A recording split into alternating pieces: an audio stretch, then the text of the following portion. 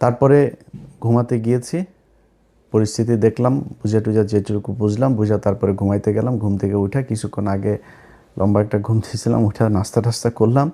উঠে তারপরে চিন্তা করলাম যে আমাদের অনেক শুভাকাঙ্ক্ষী আছেন, তারা অনেক হতাশায় আছেন, তাদের জন্য কিছু কথা বলা দরকার। সেই সাথে যারা অনেক খুশি, যারা অনেক ধরনের মজার মজার ট্রল করছে, তারপরে মজাক নিচ্ছে আর কি, তো এরকম কিছু লোকজন আছে, তাদের ব্যাপারে কিছু কথা বলার জন্যই আসলে আসা। ধরেন আজকে একটা নির্বাচন হয়েছে, এটা কিন্তু 1973 সালে নির্বাচন না, বাংলাদেশের মানুষের চোখের সামনে একটা নির্বাচন হয়েছে। আপনারে মনে করার কোনো কারণ নাই যে আমরা এই দেশে ভেসে এসেছি, আমাদেরকে এই দেশের মানুষ চিনে না, আমরা এই দেশের মানুষ, আমরা কি বলতে চাই, কি বলেছে, কি বুঝাইতে চেয়েছে সেটা মানুষ বুঝে না, এটা মনে করার কোনো কারণ নেই। চোখের সামনে যা হওয়ার হয়েছে, যেটা হয়েছে, আজকে যেটা বলছি কালকে সেটাই বলবো, আগেও সেটাই বলেছি, ওই জায়গাতেই থাকবো। আপনার মনে করে লাভ নাই যে কালকে তারেক রহমানরে যারা গালাগালি দিয়েছে, লন্ডনে আছে, চেনে না, এখানে বসে আপনার এই বিরিয়ানির দোকান থেকে টাকা খায়া তারপরে তারা এখন যায়া এই ফেসবুকে পোস্ট মারে, নানান ধরনের মজা টজা করে। আরে বেটা, জামাত ইসলাম ফেল করেছে না পাশ করেছে, এটা দিয়ে আমার কোনো লাভও হবে না, আমার ব্যক্তিগত কোনো লসও হবে না, এই দেশের ক্ষতি হয়েছে। চোর, বাটপার, দুর্নীতিবাজ এরা যদি দেশ চালায়, সেই দেশ কোনো দিন ভালো চলবে না। অনেক মানুষই অনেকেই বলেন যে ভাই আপনি সরাসরি কেন বিএনপির বিরুদ্ধে হঠাৎ করে গেলেন, আপনি তো বিএনপির লোকই ছিলেন। ভাই আমি আওয়ামী লীগের সময় আপনাদেরকে একটা জিনিস বলেছে, আমার কিন্তু ভাই দুর্নীতি নিয়ে কোনো সমস্যা না। এই যে বিএনপিতে দেখেন না, আপনারা লেখা দিলাম যারা অনেক মজা টজা করছেন না, অনেক খুব ভাবসাব নিচ্ছেন, এমপি হয়েছেন, এবারটা এমপি হওয়ার উদ্দেশ্যটা কী রে তোর? তুই চুরি করার জন্য, জাস্ট চুরি করার জন্য এমপি হয়েছিস, উপর শ্রেণীর এই চোর। তোর সন্তান একটা এমপি, চোখ বন্ধ করে বলে দিবেন বিএনপি কিংবা আওয়ামী লীগের, চোখ বন্ধ করে বলে দেবেন ও যদি এমপির ছেলে হয় ও চোর। ওর পেটের মধ্যে পাড়া মারলে চুরির টাকা বের হবে, চুরির ভাত বের হবে, খাবার বের হবে, ও যে গাড়ি চড়ে সেটা চুরির টাকার, এই বাংলাদেশের জনগণের চুরির টাকার ইয়ে। ওর বাপ এত টাকা বেতন পায় না যে ছেলেরে অস্ট্রেলিয়া, ইউকে, ইউএসএ সেখানে নিয়ে পড়াশোনা করে। সব এমপিদের ছেলেমেয়েরা বিদেশে পড়াশোনা করে, সবার, একজনও বাদ নাই। কিছু হইলেই তারা বিদেশে টাকা পয়সা কেমনে পাঠাবে, পোলাপান্ডে কেমনে বিদেশ পাঠাবে, আর পাতলা পায়খানা, হাঁচি কাশি যাই হোক, তারা সিঙ্গাপুর, থাইল্যান্ডে গিয়ে ট্রিটমেন্ট নেবে। এটা কমন জিনিস। টাকাটা কোত্থেকে আসে? তোরা চোর, বাংলাদেশে এই চুরি করে তারপরে রাজনীতি করে, কিন্তু এটা নিয়ে কিছু বলতাম না, কারণ চুরি করে আপনি যদি নাকি এখন থামাইতে যান, এটা থামাইতে পারবেন না, বা এটা একদম ইস্টাবলিশ হয়ে গিয়েছে যে এরা চুরি করবেই, এটা এইভাবেই চলবে। কালকে একজনকে আমি বলছিলাম যে যে কোনো এক পুলিশ অফিসারের আপনার সাথে কথা হচ্ছিল, আমি তার বললাম যে ভাই, ওনার সাথে কথা বলার সময় ভাবি আবার পাশে থেকে বলছে যে ভাই কী অবস্থা, সেই মাঝে মধ্যে কথা টথা হয়। তা আমি ভাবি সালাম, এই ভাই তো ভোটটা দিবে না, দাঁড়িপাল্লায় আপনি কিন্তু দিবেন। তো উনি এই ইয়েরে বলল, ওনার হাজব্যান্ড আমার আবার বলল যে কয় ভাই আমরা দাঁড়িপাল্লায় ভোট দিতে পারবো না, এটা আমাদের এই উপরের একটা হয়েছে, সিদ্ধান্ত হয়েছে যে আমরা এই দাঁড়িপাল্লায় ভোট দেবো না, ধানের শীষ। আমি বললাম ভাই কেন এটা এত হইলেন? কয় না ভাই আমরা এটা যদি তার দাঁড়িপাল্লা যদি আসে তাইলে আমাদের সমস্যা হবে। মানে বুঝছেন তো, ওই ঘুষ খাবে, ওইটা ও একদম এই মাইন্ডের ভিতরে, মাথার ভিতরে ঢুকিয়ে রেখেছে যে ও ঘুষ খাইয়েই মরবে, ওর ঘুষ দিয়েই চলতে হবে, ও সৎ হবে, এই চিন্তাভাবনা ওর মাথার ভেতরে নাই। এ নাকি তার আরও ঊর্ধ্বতন কিছু অফিসার সহ নাকি তারা এই করেছে, না জামাত ইসলামরা আসতে দেওয়া যাবে না। এই হয়েছে গিয়া মানে বাংলাদেশের অবস্থা। এই জায়গা থেকে আপনি রাতারাতি চলে আসবেন, এটা সম্ভব না। এরা করে, আরে বাবারে বিএনপি এসেছে, বিএনপি, তোর সমস্যা কি? তোর লাভটা কি? ধান্দাবাজি করবি এখানে বসে বিরিয়ানির দোকান থেকে টাকা খাইতি, এখন ওইখানে যায় বাংলাদেশে যায় 5 স্টার হোটেল, ওই যারা টেম্পু থেকে টাকা টুকা উঠাবে ওদের কাছ থেকে তোরা চান্দা নিয়ে খাবি। এটাই তো, একটা টেলিভিশনে যায় না বসবি, এরপরে ওইখান থেকে বসে তারপরে ধান্দাবাজি করবি বিভিন্ন জায়গায়। তোর এই যে এমপির কাছে যে এলাকার পোলাপান যে যায় টাকা পয়সাগুলি দেয়, এটা কিসের টাকা? যে ভিক্ষা করে ওর টাকাও তোদের পেটে যায়। এই যে এমপিদের পোলাপান যারা আছিস, তোদের পেটের মধ্যে ভিক্ষা করে ফুটপাতে বসা ল্যাংরা খোড়া যেসব মানুষ যাদেরকে আল্লাহ কোনো না কোনো কারণে প্রতিবন্ধী বানিয়েছেন, এরা হালাল ইনকাম করে। ভিক্ষা করা, ভিক্ষা হালাল, কিন্তু খুব নিম্নমানের হালাল, কিন্তু হালাল, এটা হারাম না। সেই মানুষের টাকা তোদের পেটে আছে, কারণ ওই যে ভিক্ষা করে না, ওরা কিন্তু চাঁদা দেয়, চাঁদা না দিয়ে কেউ বসতে পারে না, এই চাঁদার এই টাকাও তোদের পেটে। সো এমপিদের, তোরা এই এমপি হয়েছিস, এই আবার ভোট চুরি করে এত খুশি হয়ে তারপরে এত ভাল লাগে কথা বলতে। আরে বাবারে বাবা, মনে হয় বিরাট একটা ব্যাপার, বা কি ভাই কি হইলো, আরে বাবা বিশাল ব্যাপার। কি করবি? চুরি করবি? কোনো ভালো উদ্দেশ্য আছে?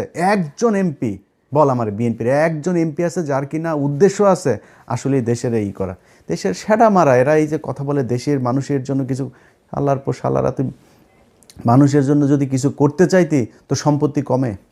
কোনো এমপির সম্পত্তি কমে জীবনে কোনো দিন? ওই এমপি হইলে ওর যদি 5 কোটির মালিক হয়, পরের বছর এই হলফনামার মধ্যে যাই করে। এই হইল গিয়ে অবস্থায়, এই হলফনামাটা নিয়েও এই ইউনূসের সরকার এই শয়তানি করেছে। আওয়ামী লীগের সময় হলফনামাগুলো অনলাইনে দেখা যাইত, কয়দিন আগে এই নির্বাচন কমিশন আসার পরে হলফনামাগুলো সব বন্ধ করে দিয়েছে। বন্ধ করেছে কেন জানেন? 2018 সালে এইবারের অনেক বিএনপির প্রার্থীদের হলফনামা ওইখানে ছিল। ওই সম্পত্তির হিসাব এই 1.5 বছরে তো মিলবে না, এই 1.5 বছরে তো এক একজন আঙুল ফুলে কলা গাছ হয়েছে, এগুলো তো মিলবে না। তো না মিললে কি হবে? না মিললে তাইলে দেখে ফেলবে, বুঝে ফেলবে, ইচ্ছা করে খুব উদ্দেশ্য প্রণোদিতভাবে সেই ইয়েটা ওইখান থেকে সরানো হয়েছে, হলফনামাটা। রেজাল্টটার আমি যখন কিনা 12টা পর্যন্ত আপনাদের করলাম, ঘুমাইলাম, তখন পর্যন্ত আপনাদেরকে আমি সব শেষ ইয়েতে লাইভে বলেছিলাম যে প্রথমে চারিদিক থেকে দাঁড়িপাল্লা রেজাল্ট আসা শুরু করেছে। আমার 2-1 ফোন করেছে, মানে মজা করার জন্য, ভাই টিকিট করেন, দেশে আসতে হবে, এই সেই। আমি বললাম ভাই দেখেন, এখনও বহুত খেলা বাকি আছে এখানে, এত ইজি না জিনিসটা, এখনও ন্যাশনাল ইন্টারন্যাশনাল ডিপ স্টেট, তারপরে হইল গিয়া উত্তর পাড়াটারা যা আছে সব মিলে, তারপরে বহুত হিসাব আছে। তখন নির্বাচন কমিশনের যে অ্যাপসটা আছে সেখানে দেখাইলো সব শেষ, ওরা দেখিয়েছে দাঁড়িপাল্লা 17 আর ধানের শীষ 12। প্রথমে কিন্তু 5টা না 6টা সব দাঁড়িপাল্লা, এরপরে সব শেষ এসে দাঁড়াইলো হইলো আপনার দাঁড়িপাল্লা হইলো এই 17 আর ওরা 12। হঠাৎ করে অ্যাপসটা বন্ধ হয়ে গেল, ওইখানে আর কোনো কিছু দেখায় না, কিচ্ছু দেখা যায় না। আমি আপনাদেরকে এখনও দেখাই, সেখানে আপনারা যদি যান, আপনারা নিশ্চয়ই অনেকেই এখানে এই অ্যাপসটার ব্যাপারে আপনাদের জানা আছে। এই যে দেখেন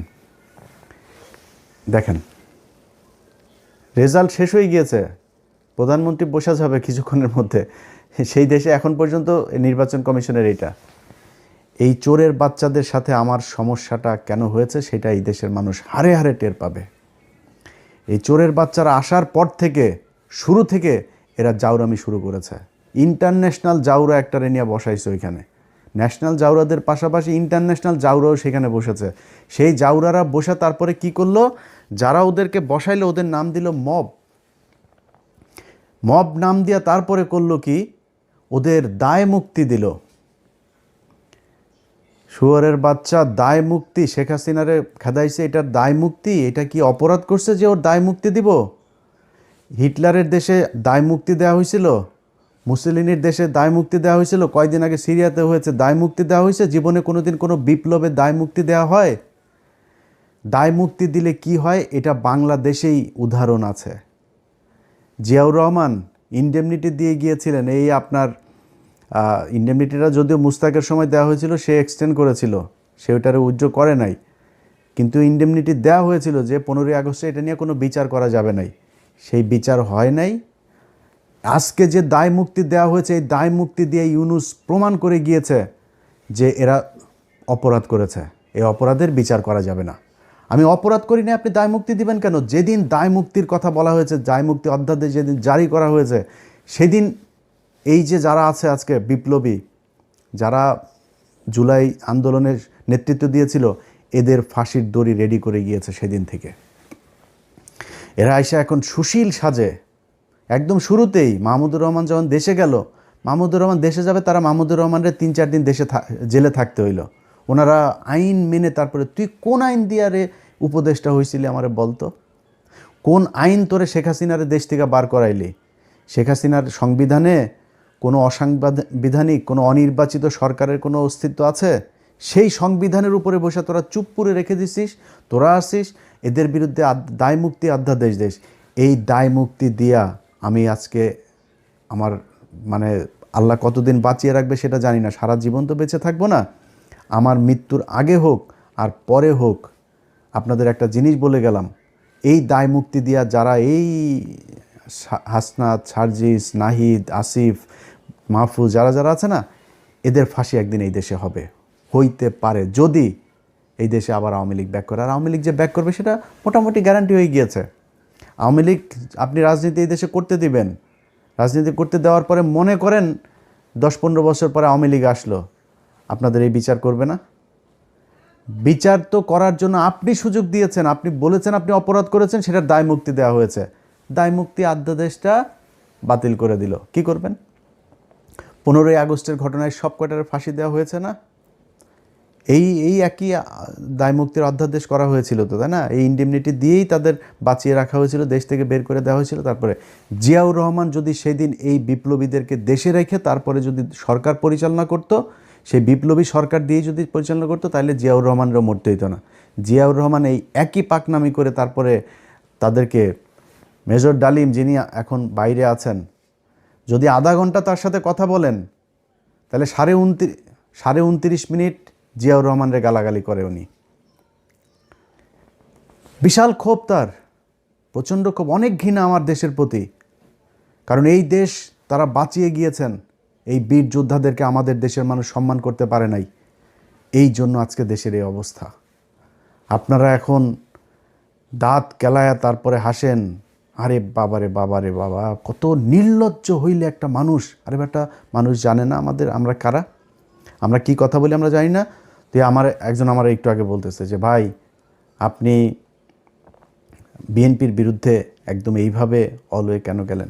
এবারটা বিএনপির বিরুদ্ধে যাই নাই, বিএনপি যে চাঁদাবাজি করে, চাঁদাবাজি করেই খাবে, এটা আমরা জানি। আমি আওয়ামী লীগ আমলে বলেছি এই কথা, যে বিএনপি যদি 15 বছর সুযোগ পায় তাহলে আওয়ামী লীগের চেয়েও ভয়ঙ্কর অবস্থা ধারণ করবে দুর্নীতির দিকটা। খালি জিয়া পরিবারের প্রতি সম্মানটা কেন? জিয়া পরিবারের প্রতি সম্মান একটাই কারণ, সেটা হচ্ছে যে ভারতের বেলায় তারা এই ভারত তার বাবাকে মেরেছে, ভারত তার মাকে মেরেছে, হইতে পারে এই ভারতের হাতে তারও মৃত্যু হবে।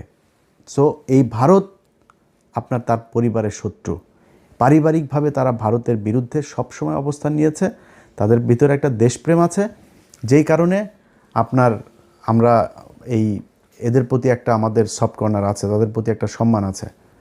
কিন্তু এখন দুর্নীতির কথার কারণে তো আমরা তার কাছ থেকে এই বিএনপির বিরুদ্ধে এইভাবে দাঁড়াইনি। কেন দাঁড়িয়েছি? তিনি হঠাৎ করে এসে এখন বলছেন শেখ হাসিনার পরিবারের লোকজন চাইলে রাজনীতিতে ফিরবে। তারপরে আপনার হইলে আওয়ামী লীগ নাকি ওনাদের ভাই ভাই, নির্বাচিত হইলে সব মামলা তুলে নেবেন। আওয়ামী লীগের লোকজনের প্রতি কোনো ক্ষোভ নাই, তাদের কোনো কিছুই হবে না। তো সেটা যদি হয়, এখন হয়েছে, এখন সেটা হয়তো হবে। তো তাহলে তো এটা আমাদের সমস্যা। আমরা তো এই আওয়ামী লীগ আর ইন্ডিয়ার জন্যই তো আমরা এত কিছু করেছি। আমি যে আমার নিজের পরিবারের এই যে এতটা বছর নষ্ট করলাম, কেন? আওয়ামী লীগ আর ভারতের কারণে। আপনি সেই আওয়ামী লীগ তো মানে এটা সেপারেট কিছু না, Awami League itself India. So আপনি আওয়ামী লীগকে আনবেন আর ইন্ডিয়া আসবে না, বিষয়টা তো এরকম না। যেই কারণে আপনাদের পক্ষে থাকার কোনো সুযোগ ছিল না, এবং আজকে নাই, এখান থেকে ফিরে না আসলে সামনেও থাকবো না। আপনার মনে করার কোনো কারণ নাই যে ওই বিরানি আলমদের মতন আপনার 5 বছর আগে বলবো যে তারেক রহমান লন্ডনে, কে যেন ওই যে ভাবসাব নিয়ে কথা বলছে না আপনার ওরা, এখন তারেক রহমানের পা চাটে। এটা ইলিয়াসরে দেওয়া হবে না, এটা আপনারে দেওয়া হবে। এই ইলিয়াসের পেটের মধ্যে হারাম ঢোকানো বহুত কঠিন জিনিস। সো ওইটা আপনাদের দেওয়া হবে, আপনারা হাসি খুশি তারপরে এখন খুব মজায় থাকবেন। মজা, এটা আপনারা জন্ম নিয়েছেন অসৎ পয়সা, হারাম টাকা, মানুষের কুকুরের মতো লাথি উষ্টা খায় তারপরে তার পায়ে চাপা ধরে বসে থাকার জন্য। আমাদের এই জন্য জন্ম হয় না। আল্লাহ যেন ওই রাস্তায় জীবনে কোনো দিন না নেয়। জীবনের সবচাইতে খুব খারাপ পরিস্থিতির ভেতরে দাঁড়ায়ও নিজের আদর্শ যেটা, ওইটা ধরে রাখবো। এইটা সারা জীবন করব, আজকে করছি, পরেও করব। জামাত ইসলাম আজকে হেরে গিয়েছে না, হারানো হয়েছে তাদেরকে। এই জামাত ইসলামের খুব খারাপ ভয়ঙ্কর পরিস্থিতিতেও ছিলাম, সামনেও থাকবো যতক্ষণ পর্যন্ত দেখব যে না এই লোকগুলি সৎ। আমার যদি আপনি এখন ইন্ডিয়ার বিষয়টা না আনতেন, আমি বিএনপির সাথে জামাতের বিষয়টা এইভাবে করতাম না। কিন্তু যেহেতু আমি নিজের চোখে দেখছি এই দেশের এই ভারতের হাত থেকে, আমার শত্রু ভাই পৃথিবীতে আমার কোনো শত্রু নাই, আমার শত্রু একটাই, সেটা হচ্ছে ভারত। এই ভারতের বিরুদ্ধে যারা, ভারত যাদেরকে অপছন্দ করে, আমি তাদের দলে। সো তারা স্পষ্ট অবস্থান নিয়েছে, তারা সরাসরি বলেছে যে খালেদা পুত্র ভারতের সাথে সমঝোতা করে দেশে ঢুকেছে। তাদের পত্রিকা নিউজ করেছে। এই কয়েকদিন আগে তাদের এক মিলিটারি অফিসার, খুব ঊর্ধ্বতন অফিসার, রিটায়ার্ড, সে বলেছে যে যেদিন বলেছে যে দিল্লি না ঢাকা, ঢাকা ঢাকা, দিল্লি না পিন্ডি, ঢাকা ঢাকা ঢাকা, এই ঢাকা না পিন্ডি, ঢাকা ঢাকা, এটা যেদিন বলেছে সেই দিনই বিএনপি শেষ হয়ে গিয়েছে, সেদিনই বিএনপি ভারতের পক্ষে চলে এসেছে। রিটায়ার্ড অফিসার বলেছে এই কথা। তো এর মানে হলো কি যে আপনার ভারতের সাথেও তাহলে নিশ্চয়ই কিছু একটা হয়েছে, আমরা তো সেটা এখনও জানি না সেই ঘটনা কি হইলো, আসলেই কি। তো এই জিনিসগুলি আমরা দেখলাম সেই শুরু থেকে এখন পর্যন্ত। তো দেখে একটা নির্বাচন হইল, এবং সেই নির্বাচনের মধ্যে যদি নাকি মিনিমাম আপনাদের লজ্জাবোধ থাকতো বা সততাবোধ থাকতো, তাহলে নির্বাচন শুরু হওয়ার আগের থেকে 2 মাস ধরে যখন এই যে মানুষগুলোকে আপনার করা হচ্ছে, হুমকি দেওয়া হচ্ছে, ঘর থেকে বের হইতে পারবি না, ঘর থেকে বের হইলেই কিন্তু পা ভেঙে দেওয়া হবে, ভোট কেন্দ্রে ধানের শীষের লোক ছাড়া কাউকে যেতে দেওয়া হবে না, এই এই এই হুমকিগুলো দিয়েছে না। এই হুমকি দেওয়ার পরে বিএনপি থেকে কোনো ব্যবস্থা নেওয়া হয়েছে? তারেক রহমান দেশে যাওয়ার পরেও কোনো ব্যবস্থা নেওয়া হয়েছে? কিছুই করা হয় নাই। তাহলে ঘটনাটা কি দাঁড়াইলো? ঘটনা দাঁড়াইল আপনারা এরকম একটা নির্বাচন করেই ক্ষমতায় আসতে চেয়েছেন। সো এত ভাব মারার কিছু নাই তো, চুরি করে এসেছেন ক্ষমতায়, চুরি করে ক্ষমতায় দেখেন থাকেন।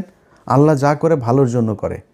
যদি নাকি মনে করেন যে এই সামনের দেশ চালানোটা এত সহজ হবে, এত সুন্দর এক দেশ আপনাদের জন্য রেখে গেল এই বালের সরকার একটা, এটা মনে করার কোনো কারণ নেই। প্রতিটা পদে পদে টের পাবেন।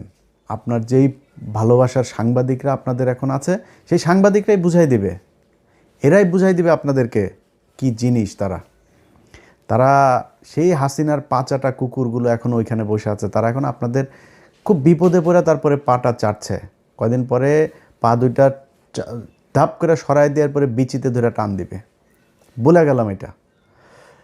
তো এই হচ্ছে নির্বাচনের সার্বিক অবস্থা। আপনাদের যদি আমি চ্যানেল 24-এর ইয়েটা দেখাই, আপনারা দেখেছেন গণমাধ্যমের আজকের ভূমিকা। তারা প্রথম অবস্থায়, আমি সব শেষ ইয়েটা যখন করলাম, লাইভটা যখন করলাম, ধরেন তখন বাজে কয়টা, বাংলাদেশ সময় দুপুর 12টা বাজে। ওই সময়টাতে দেখেন তারা কি করলো, নিউজ করছে শুধু বিএনপির, শুধু বিএনপির। আরে আমার তো মানে মূল ছিল যে খবরটা জানা, যে চুয়াডাঙ্গার অবস্থাটা কি, যে চুয়াডাঙ্গায় কতজন এই শরীফের বিরুদ্ধে যে দাঁড়িয়েছে মাসুদ পারভেজ রাসেল, তার কী অবস্থা। ওনার আবার ওইখানে আমার কিছু সম্পৃক্ততা আছে, যেই কারণে আমার এটা নিয়ে খুব আগ্রহ ছিল। রাত 12টার ভেতরে উনি রেজাল্ট পেয়েছেন। মানে এই রেজাল্ট পাওয়ার পরে সেই মাসুদ পারভেজ রাসেলের নিউজ হয়েছে হলো চ্যানেল 24-এ এখন থেকে 2 ঘন্টা আগে। তারপরে ওইখানে ছাড়াও গত 3 ঘন্টার মধ্যে আপনি যদি নাকি রেজাল্টগুলো দেখেন এখন বেশিরভাগ জামাত যাচ্ছে। দেখেন রাজশাহী 4 আসনে আব্দুল বারী সরকার, তিনি 1,15,000 পেয়ে বিজয়ী হয়েছেন। তারপরে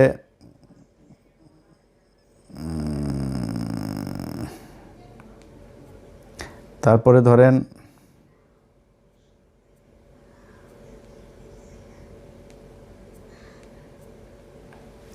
আচ্ছা, অ্যাডভোকেট রুহুল আমিন চুয়াডাঙ্গা 2 আসন থেকে বিজয়ী হয়েছেন। তারপরে হইল গিয়া রাজশাহী 1 আসনে বিজয়ী হয়েছেন মোহাম্মদ মুজিবুর রহমান, 1,71,000 ভোট পেয়েছেন।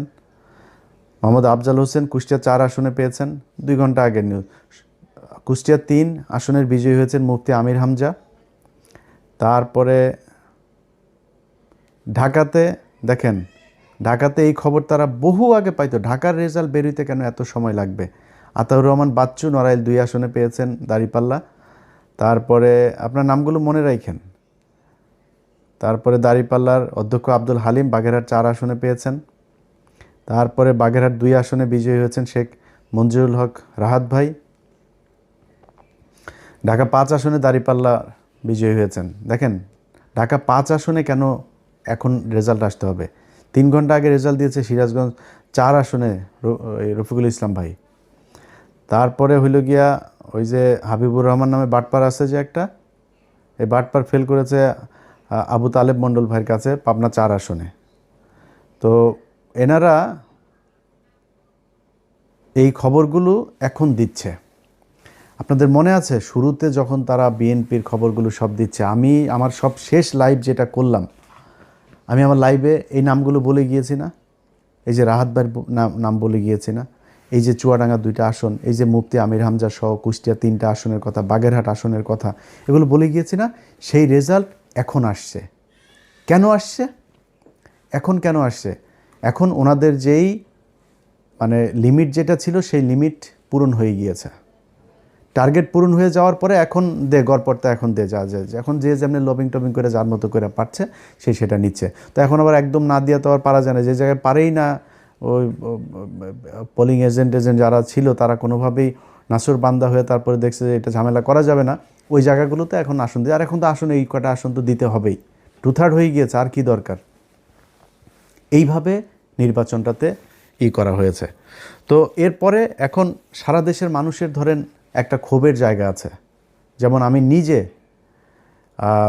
ঢাকা শহরের অনেক জায়গায় অনেক অনিয়ম, সারাদিন বহু অনিয়ম হয়েছে, অনেক জায়গায় এজেন্টকে থাকতে দেওয়া হয় নাই, অনেক জেলাতে পুরো মানে সব কেন্দ্র দখল করে তারা করেছে। কোনো টেলিভিশন পত্রিকা সেগুলো নিউজ করে নাই, কিন্তু জামাত ইসলামও দলগতভাবে সেটার কোনো প্রতিবাদ সেরকম শক্তভাবে করে নাই এবং সেটাকে পাত্তাও দেয়নি। তো আমি মনে করেছি হয়তো জামাত ইসলাম যেহেতু তাদের তো নিশ্চয়ই লোকজন আছে, তারা নিশ্চয়ই ওই হিসাব রাখছে যে কোথায় কি হচ্ছে, যতটুকু সহনশীলভাবে তারা সেটা করছে।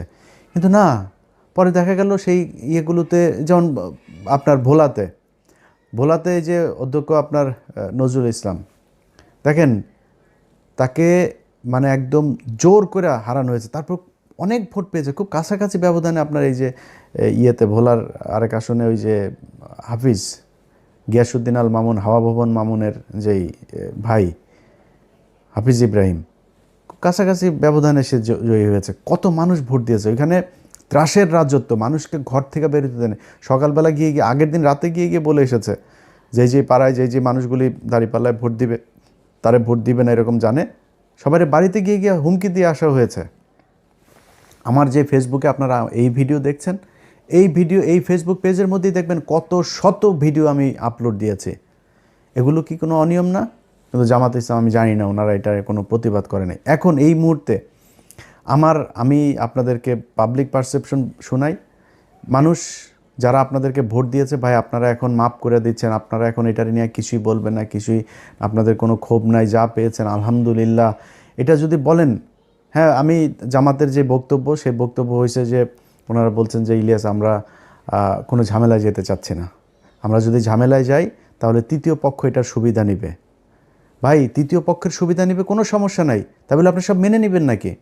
আপনাকে তো প্রতিবাদটা করতে হবে, আপনাকে তো জানাইতে হবে যে আমরা ভোটটা এই কারণে আমরা মেনে নিচ্ছি, কিন্তু মেনে নিলেও আপনারা এই অন্যায়গুলো করেছেন, এটা ভবিষ্যতে আমরা মানব না, কিংবা এটার কি চাই, একটু কথা তো বলতে হবে জামাতটাই। কিন্তু জামাত সেটা বলে না, এটা জামাতের ব্যাপার, জামাত কি করবে। কিন্তু আমি শুরুর থেকে একটু বলি যে জামাতের সাথে যখন এই জোটটা হয়, এই জোটের সময় নানান দেন দরবার একবার আসে যায় আসে, এনসিপিও বিএনপির সাথে জোট বেঁধে ফেলে, এরকম অবস্থা আর কি, হুমকি দেয়, বুঝছেন। তো এরা 30টা আসন নিল। ভাই 30টা আসন কি মনে করে নিলেন আমার বলেন তো একটু? মামুনুল হক 20 আসন, তারা 50 আসন দিতে হবে। তারপরে গ্রেড প্রার্থী ওই যে রেজু ফজু চরমনার এই মাতালটা 150 আসন চেয়েছে, মানে ওনারে 150 দিতে হবে। জামাতের নেতৃত্বের জোটে জামাত 100 আসনে করবে, আর অন্যান্য যারা জোটের সঙ্গী আছে তাদেরকে বাকি 50টা।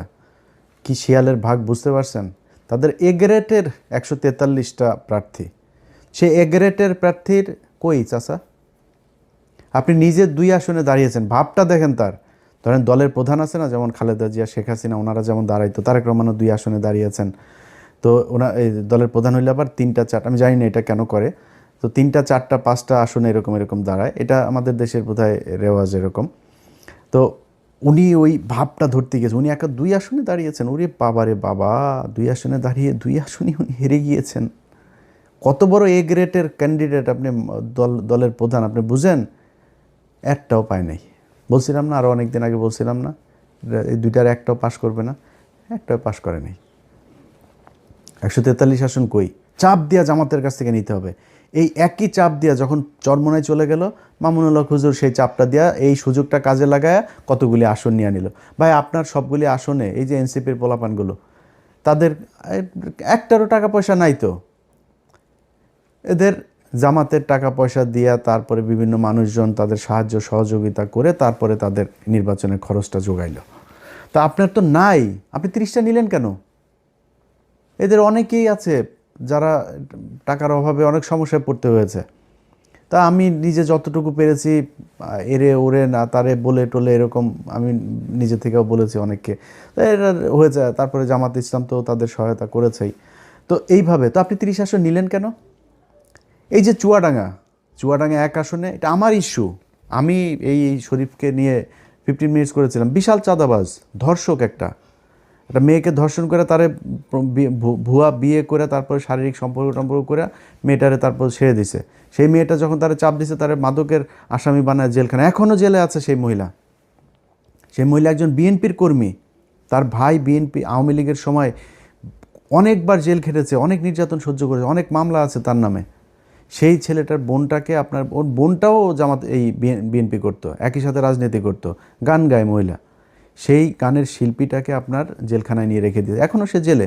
এগুলোর কারণে আমি বিএনপিকে, আমি তারেক রহমানকে বলেছি, বিএনপির সর্বোচ্চ নীতি নির্ধারণীর কাছে আমি এই চুয়াডাঙ্গা 1 আসনের এই প্রার্থীর, আমি কোনো নির্দিষ্ট কোনো প্রার্থীর কথা বলি না, বলছি এরে সরান। এটা নিয়ে বিএনপির সাথে এবার আমার প্রথম ঝামেলার শুরু। 5 দিন পরে তারে মনোনয়ন দিয়েছেন। এত ঘাটতারামো করা তো ভাই ভালো না, তাই না? তার মান দিয়া তারপরে কি করেছেন এখন দেখেন অবস্থা। এইখানে জামাত ইসলাম চেয়েছিল মোল্লা ফারুক নামে এক ছেলের দিতে, এর না আছে এলাকায় কোনো প্রভাব, না আছে কোনো ভোট, না আছে পরিচিতি, কিছু নেই, ঢাকায় থাকে। সে যায় আক্তারের বন্ধু, এই জন্য তারা জামাত ইসলাম দিবে। আমি জামাত ইসলাম বলছি যে ভাই এটা দিতে হবে, এটা আমার আসন, আমারে দিতে হবে, এটা আমি চাইলাম। আমি চাই নিয়ে তারপরে এই অ্যাডভোকেট মাসুদ পারভেজ রাসেলকে এটা করেছি যে আপনি নির্বাচন করবেন। বিশাল ব্যবধানে জিতেছে সেখানে চুয়াডাঙ্গা 2টা আসনই জামাত পেয়েছে, সেখানে নিয়ে দেওয়া হলো। ওখানে যদি ওই ছেলের দেওয়া হইতো 100% সে হাঁটতো। আমি আলেম সাহেব, নাম বলে আর চাকরি হারাইতে চাই না, আলেম সাহেব আপনার জোটের সঙ্গী বিএনপির প্রার্থীর কাছ থেকে মাত্র 1 কোটি টাকা নিয়েছে। 1 কোটি টাকা নিয়ে সিট বেঁচে দিয়েছেন তিনি। ঠিক আছে ভাই, আপনি করেন, আমি আমার মতো চুপচাপ থাকবো। এই হইল অবস্থা। তো আপনারা এই যে এতগুলো আসন নিয়ে তারপরে জামাত ইসলামের এটারে নষ্ট করলেন, এটা করা তো ভাই ঠিক হয় নাই। এটা করাতে আপনারও ক্ষতি হয়েছে, তাদেরও ক্ষতি হয়েছে। এই যে আজকে মামুনুল হক, তিনি আপনার করছে, এই কান্নাকাটি করছেন, এখন তারা জোর করে করছেন। ভাই আপনার তো লোক নাই। আমি ঢাকা শহরের মতো জায়গায় অনেক জায়গায় শুনেছি যে মানে বেশিরভাগ সব জায়গাতেই 3জন 4জন করে তাদের লোক, এখানে এদের 1জন লোক, কোথাও লোকই নেই। তাদের বাইরে বুথ করা হয়েছে 3টা 4টা বুথ, তাদের বুথের ভেতরে পানি টানি খাবার টাবার বিরিয়ানি টিরানির অভাব নাই, আর শিবিরের ছোট্ট একটা বুথ। এইভাবে নির্বাচন করেছে। আপনার তো লোক নাই, আপনি যে দাঁড়াইলেন, আপনার কিছু টাকা পয়সা লাগবে না, আপনার লোকজন লাগবে না যারা কিনা সবগুলো কেন্দ্রে পাহারা দিবে, এটা পারেন নাই, যে কারণে সমস্যা হয়। সব জায়গায় ছড়ায়া ছিটায় না করে 2টা আসন নিতেন, 5টা আসন নিতেন, নিয়ে আপনার লোকগুলির সব এই 5 আসনে কাজে লাগাইতেন, তাহলে রেজাল্ট পাইতেন। আপনি তো করেন নাই সেটা। আপনাকে মানুষ ভোট দিয়েছে, ভোট আপনারে দেয় নাই, ভোট এই ধানের শীষের বিরুদ্ধে মানুষ ভোট দিয়েছে। এবার নৌকারে যেভাবে ঘৃণা করেছে, এবার ধানের শীষে 1.5 বছরে মানুষ ওই ঘৃণা করেছে, করে আপনাদেরকে ভোট দিয়েছে। এই দেশের মানুষের দোষ দেওয়া লাভ নাই। আপনাদের ভোট দিয়েছে, আপনারা সেই ভোট গণনা করে সেই রেজাল্টটা আপনারা ঘরে আনতে পারেন, এটা আপনাদের ব্যর্থতা। তারপরেও মন্দের ভালো হইল, এই দেশের মানুষ ভালো আর মন্দের মাঝখানে যেই দেয়াল, সেটা তারা চিনতে শিখেছে। যারা কিনা ভাবসাব মাইরা এখন মনে করেন ইনমিন কইরা তারপরে পারফিউম মেয়েরা সরকারি গাড়ি নিয়ে সংসদে যাবে, ভাই পেটটার মধ্যে আপনার বাচ্চার পেটটার মধ্যে পাড়া দিলে ঘুষের টাকা, চুরির টাকা, পাবলিকের চুরির টাকা আমি আপনার ঘরে, তো ভাব ছুতান কেন? আপনারা চুরি করে তারপরে এমপি হইছেন, চোরের মতো থাকবেন, তো ভাব মারার কিছু নাই। তো এই চোরেরা যে চোর, সেটাও বাংলাদেশের মানুষ দেখেছে, আপনাদেরকে দেখায় রাখলাম। একটু নিজের ছোট মনে হয় না? যারা মনে করে বোধহয়, আমি আমার ইয়েতেও দেখলাম, আমার এই কি বলে ফেসবুকের লাস্ট যে পোস্ট ছিল সেখানে আমি দেখলাম অনেকে কমেন্ট করেছে, কিরে তুই কই হারাই গেলি কেন? এবার আমি কি চুরি করছি? আমি চোর, আমার পেটে ঘুষের টাকা, আমার পাশে পেটের মধ্যে চুরির টাকা, তোর তোর বাচ্চাদের পেটের মধ্যে এখন সরকারি গমের টাকা যাবে, সরকারি চালের টাকা যাবে, ভিজিএফ কার্ডের টাকা যাবে, ফ্যামিলি কার্ডের টাকা যাবে তোর সন্তানদের পেটের মধ্যে, তোরা খাবি এগুলি। আমি কেন লজ্জা পাবো রে? আমার লজ্জা পাওয়ার কি আছে? আমার মানুষ ভোট দিয়েছে, তোরা চুরি করেছিস, ভিডিও আছে সব জায়গার। মনে করেন যে আপনারা এখন ওনারা বলতে পারে যে ভাই সব জায়গাতে হয় নাই, সব জায়গাতে হয় না, এটা আপনারা বললো আগে, প্রতিটা আসনে হয়েছে, ইচ অ্যান্ড এভরি কনস্টিটিউয়েন্সি, কিন্তু যেটা হয়েছে কোনো জায়গায় কম হয়েছে, বেশি হয়েছে। এখন আপনি মনে করেন যেই জায়গাগুলোতে আপনারা করলেন, দেখলেন, আপনার দল থেকে বলা হয়েছে যে এই জায়গায় আমরা চুরি করে জিতছি, ভাই এই জায়গায় চুরিটা একটু বেশি হয়ে গেছে, আরবার নির্বাচন করব, বলছেন নাকি এখন পর্যন্ত? এই যে 2-3 মাস ধরে আপনার হুমকি দেওয়া হচ্ছে, ভোট কেন্দ্রে যাইতে দিবে না, ভোট কেন্দ্রে গেলে হাত পা গুঁড়া করে দিবে, তাদের বলা হয়েছে নাকি এই তোমার দিব না, নির্বাচন করতে দিব না? এই চুয়াডাঙ্গার কালকের দিনের ঘটনা, ভোট চলাকালীন সময়, আমার পেজে যায়েন ভাই, সব আছে এখানে।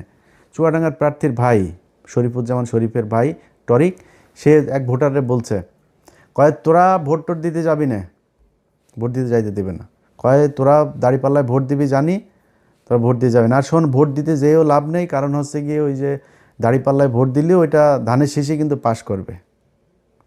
দেখেন আমার পেজের মধ্যে যায় দেখেন, গেলে এখানে পাবেন, সব কিছু আছে ওই জায়গায়। এটা হয়েছে, এইভাবেই নির্বাচনটা হয়েছে। তা আমরা লজ্জা পাবো কেন রে?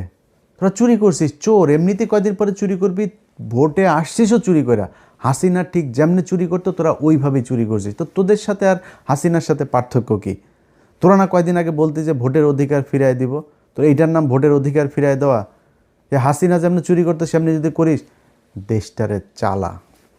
আমরা চাই, আল্লাহর কাছে দোয়া করি, একমাত্র যারে কিছু বলি নাই এখনও পর্যন্ত, সেটা হলো তারেক রহমান। তারেক রহমানের প্রতি আমার 2 দিন আগের ভিডিওতে বলেছি যে ওনার প্রতি একটা প্রত্যাশা এই দেশের মানুষের এখনও আছে। উনি দেশ কেমন চালাবেন আমরা জানি না, আশা করি উনি ভালো কিছু করবেন, অন্তত ভারতের ওই ফাঁদ থেকে তিনি বের হয়ে আসবেন। দুর্নীতি তারেক রহমান আপনি নিজে চাইলেও ঠেকাইতে পারবেন, ওইটা আপনার সম্ভব না, কারণ আপনার দলের মোটামুটি সবই চোর, আপনি ওইটা ঠেকাইতে পারবেন, ওইটার সমস্যা নেই, ওইটা আমরা মাইন্ড করি না। আপনি করবেন, ভারতের বিষয়টা একটু মাথায় রাখেন, এইটা আপনার কাছে অনুরোধ থাকলো, তাইলে আপনার বিরুদ্ধে কখনোই কিছু বলবো না। তো ওনাদের এই জায়গাগুলোর বিষয় নিয়ে আমাদের অনেক ছিল, চুরি টুরির এই বিষয়গুলো নিয়ে, যেগুলোর কারণেই আমরা আজকে সারাদিনই আপনার নির্বাচনের সারাদিনই আপনাদেরকে সেই জিনিসগুলো দেখিয়েছি। দেখানোর পরে সেটার কোনো প্রতিকার হয়নি, বরং নিয়ে আসা হয়েছে। তো চোরেদের জন্য শুভকামনা থাকলো। আপনারা 12 তারিখের পরে 13 তারিখ থেকে, আজকে সেই 13 তারিখ শুরু হয়েছে, আশা করি আজকে থেকে নিয়মিত আপনারা চাঁদাবাজি করবেন। আপনার পেটের, আপনার সন্তানের পেটে, বউয়ের পেটে, ঘরের সবটার পেটের মধ্যে এই চাঁদাবাজির টাকা থাকুক, এটা আপনাদের দোয়া করি। এটা আপনারা জাতীয় খাবার হিসাবে, আহার হিসাবে নিয়েছেন, খান, ভালো থাকেন। কিন্তু আমরা আমাদের জায়গা থেকে আমরা যেইখানে ছিলাম সেইখানেই আসি।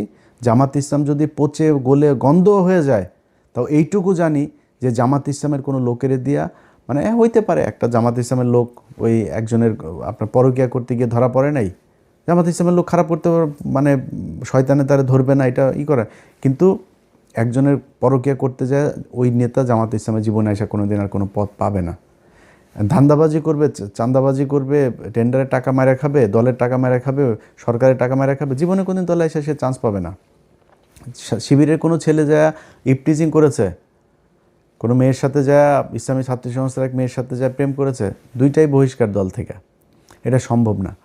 কিন্তু আপনার অন্য দলের ক্ষেত্রে সেটা একদম খুব নরমালি এই জিনিসগুলো নিয়ে যাওয়া হয়, যেই কারণে তাদের প্রতি একটা ভালোবাসা থাকবে সবসময়। বিশ্বাস করি জামাত ইসলামকে যদি আল্লাহ সুযোগ দেয়, জামাত ইসলাম এই দেশে ক্ষমতায় আসবে, এবং যেদিন ক্ষমতায় আসবে সেদিন এই দেশের চেহারা পাল্টে যাবে। এবং সেইটা বাংলাদেশের মানুষ এইবারই চেয়েছিল, হইতে দেওয়া হয় নাই। সময় আছে, সামনে হবে, না হইলেও সমস্যা নাই। যদি 10,000 বছর না হয় সমস্যা নাই তো।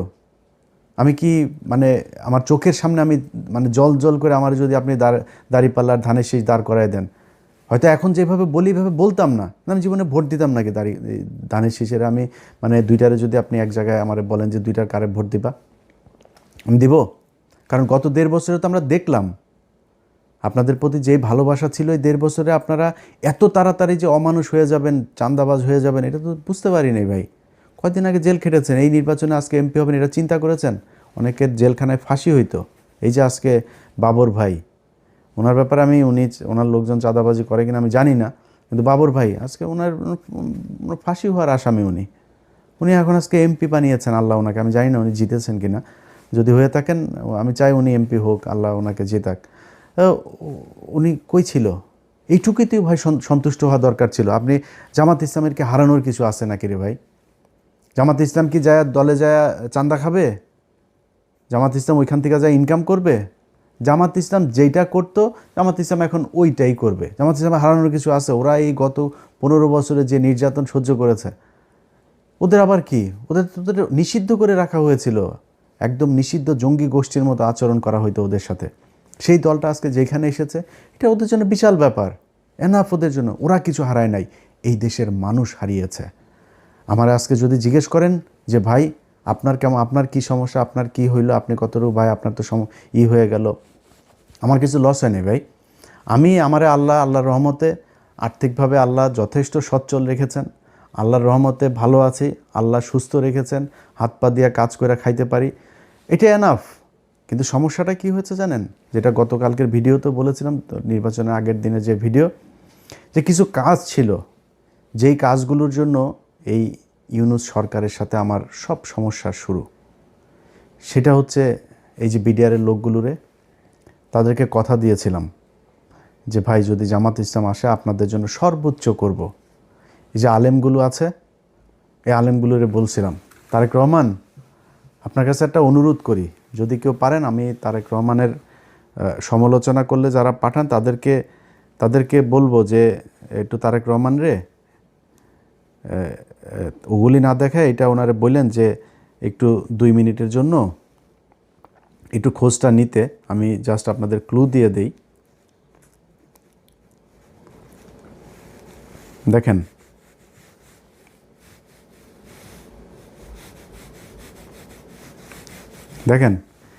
এটা আপনাদেরকে আমি দেখাই। আমি জানি না আপনার দেখা যাবে কি না। আচ্ছা, এই যে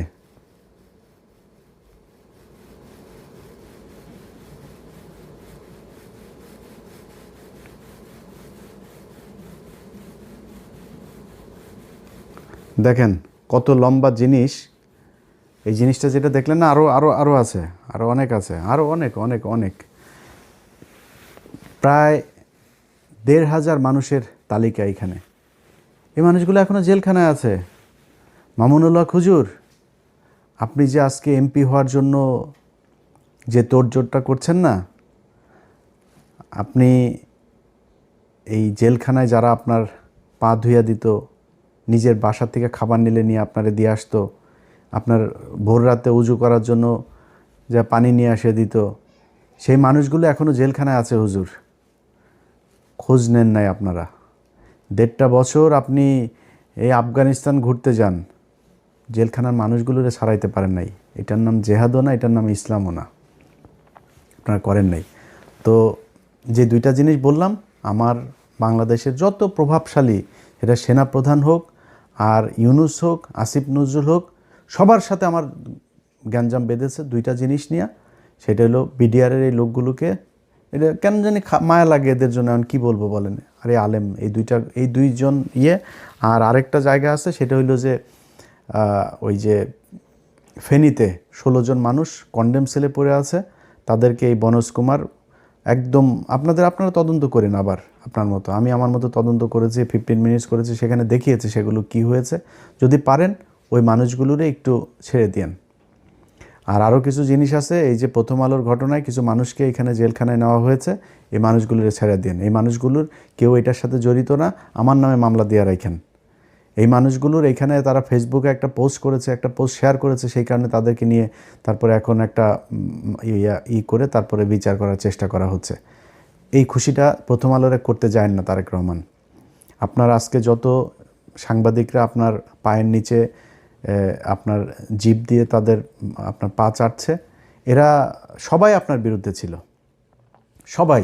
এখানে এই বাংলাদেশে এমন একজন সাংবাদিক নাই যে সাংবাদিক, আমি সাংবাদিক খুব ছোট একটা সাংবাদিকের আপনার জন্য এই গত 6 বছরে যতটুকু আমি নিজের ক্ষতি করেছি এটুকু কেউ করে নাই।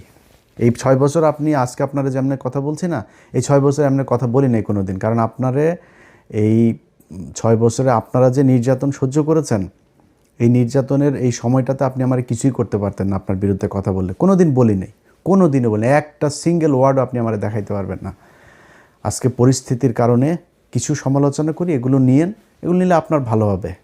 কারণ হলো যে এই যারা আজকে পাঁচাটে, এই পাঁচাটা বাহিনী 2 দিন পরে রাতারাতি বের হয়ে যাবে। আর আরেকটা অনুরোধ আপনার কাছে করে যাই, জীবনে কোনো দিন আওয়ামী লীগকে নিয়ে আসার চেষ্টা করেন না। আওয়ামী লীগকে যদি নিয়ে আসার চেষ্টা করেন, আপনার দল থাকবে না। কেন থাকবে না জানেন? জামাত ইসলাম কিন্তু পেছনে যাবে না।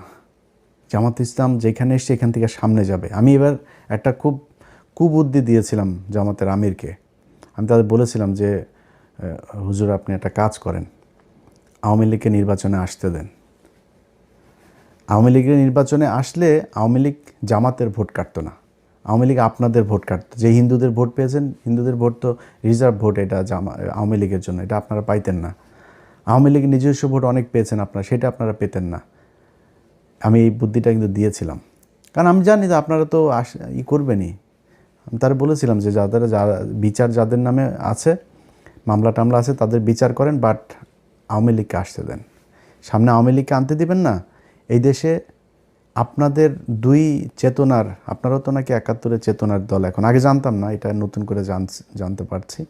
তো আপনাদেরকে যারা চেতনার দল আর আওয়ামী লীগ চেতনার দল, এই দুইটার মধ্যে একটা থাকবে, দুইটা থাকতে পারবে না। জামাত অন্য লাইনের, ওই লাইনের লোক যারা, তারা জামাতের পেছনেই থাকবে। যাই হোক, ভিডিওর শেষে বাংলাদেশের মানুষের জন্য একটা বাংলাদেশের মানুষের কাছে আসলে ক্ষমা চেয়ে নিচ্ছি যে আপনাদেরকে বিশাল স্বপ্ন দেখিয়েছিলাম, সেই স্বপ্ন বাস্তবায়ন করতে পারি নাই। কেন পারি নাই সেটাও আপনারা জানেন। আপনারা ভোট দিয়েছেন কি দেন নাই এটা আপনি নিজেকে জিজ্ঞেস করেন। আমরা একটা নীরব বিপ্লব দেখেছি এই দেশে। মানুষ জোর করে এসে 6টা থেকে এসে আপনার ভোট কেন্দ্রে এসে দাঁড়িয়ে থেকেছে। মানুষ ঝগড়া করেছে ভোট কেন্দ্রের ভেতরে 8-10 জন বিএনপির ক্যাডারদের সাথে তারা তর্ক করে নিজের ভোট নিজে দিয়ে এসেছে, এগুলো আমরা দেখেছি। সো আপনারা আপনাদের দায়িত্ব পালন করেছেন। আমার আসলে দায়িত্ব তো, আমি তো আর কোনো রাজনৈতিক দল না, আমি মাঠেও নাই। আমার না বলবো জামাত ইসলাম দায়িত্বটা খুব ভালোভাবে বোধহয়, এই দায়টাও জামাত ইসলাম আমার মনে হয় তারা নেবে, এবং আপনাদের কাছে জামাত ইসলামও নিশ্চয়ই এই ক্ষমাটা চাবে। আর জামাত ইসলামের জন্য শুভকামনা থাকলো। তাদের সততা যতদিন আছে, এই সততা নিয়ে তারা বাংলাদেশের মানুষের পাশে থাকবে, এটাই অনুরোধ থাকবে। আবারও সবাইকে শুভেচ্ছা জানিয়ে, ভালোবাসা জানিয়ে, নতুন একটা বাংলাদেশ, যে বাংলাদেশটা অন্তত হাসিনার মতো হবে না, এমন একটা বাংলাদেশ দেখতে চাই। এই বিএনপি তো আজকে হয়তো নির্বাচনের কারণে বিরোধিতা করেছি, তো এই বিএনপি তো আজ থেকে 1.5 বছর আগেও তো তারা আমার খুব আত্মার লোক ছিল, তাই না? এদের মধ্যে অনেক মানুষ এখনও আমাকে ভালোবাসেন। তো তারা দেশ চালাবে, আশা করি হাসিনার মতো সেই জঙ্গি খেলা, সেই ভারতের সাথে স্বামী স্ত্রীর সম্পর্ক, এগুলো যদি না করে, তাদের সাথে সম্পর্ক খারাপ থাকবে না মনে হয়। নির্বাচন যদি আবারও আসে 5 বছর পরে, নির্বাচনী প্রতিদ্বন্দ্বিতা করতে গেলে আবারও জামাত ইসলাম যদি নির্বাচন করে, আবারও জামাত ইসলামের পক্ষেই থাকবে। আগেই বলে রাখি, এটা আর মনে করেন আমি আবার বিরিয়ানির দোকানের ওই মাল না, কিন্তু আমি ওই মাল টাকা দিয়ে 2 দিন পর পর পা চাটাইতে পারবেন, আমি ওই জিনিস না। আবার নির্বাচন সামনে আসলে আবার ওই জামাত ইসলামের